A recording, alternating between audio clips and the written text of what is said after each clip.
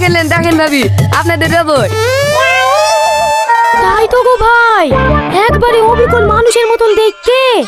আমি তো আপনাকে আগে বলেছি একবার মানুষের মতন দেখ। কি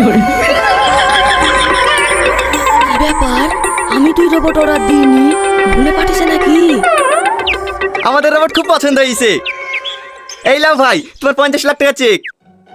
চুলগুলো তো একবারে মানুষের মতন। বলছি ভাই, এইটা অন হবে কি করি?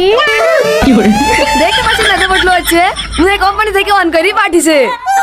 ও বাপ রোবট, তুমি উকুন তুলতে পারো তো? আমার মাথায় আবার খুব উকুন হয়েছে। কি রে, রোবট আবার বুবা নাকি? কথা বলছে না যে?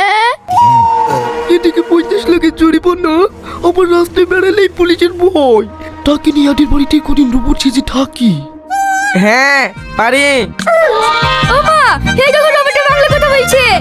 বলবে না, কোম্পানি থেকে বাংলা ল্যাঙ্গুয়েজ সেট করে পাঠিয়েছে যাতে তোমাদের সুবিধা হয়।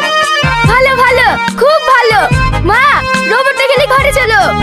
ঠিক আছে ঠিক আছে, এই রোবট ঘরে চলো।